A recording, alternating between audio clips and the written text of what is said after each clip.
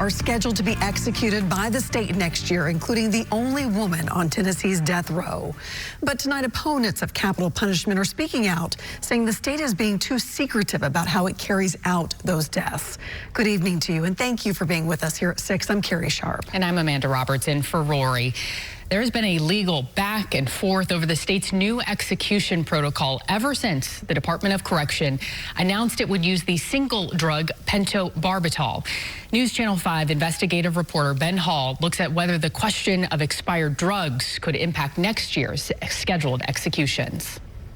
The attorney for Harold Wayne Nichols, who was executed this week, said on Inside Politics he believes other states have used expired drugs. He wants to make sure that's not happening in Tennessee. Our family was destroyed by evil that night in September 1988. Family members of Karen Pulley said justice was done after the man who admitted to raping and murdering her was executed. Tennessee has stepped up executions after a 3-year pause to review its execution process. That review discovered problems the state says are now fixed. The state was very much opposed to giving us the expiration dates.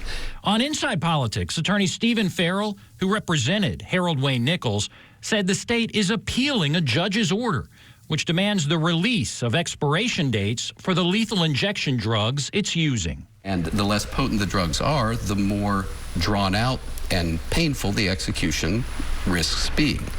And that is why there are expiration dates, because that's when you're supposed to stop using them.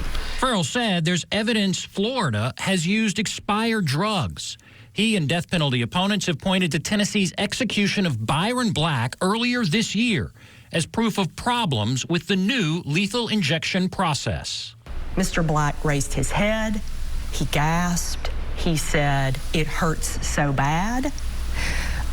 So the state has yet to address any of that. The state has said its drug is not expired, but said releasing any information could reveal where Tennessee is getting the drug, which is protected by state law. It comes as the number of executions nationwide has increased. Nichols was the 45th person executed nationwide this year. If you take Florida out of the equation, we're about where we've been in the past. Florida has been a real outlier in terms of the numbers of executions.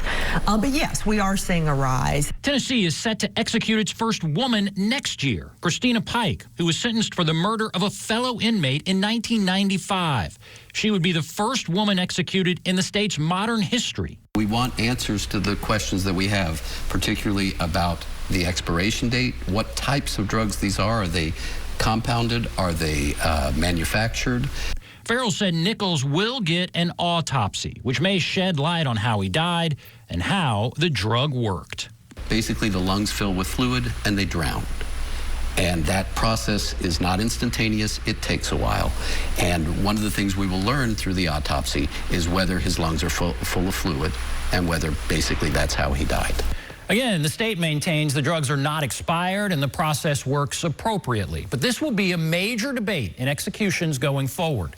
You can see the entire interview on Inside Politics. Ben, thank you. That interview will air in just under an hour at 7 o'clock over on News Channel 5 Plus. You can also see it on our website, newschannel5.com.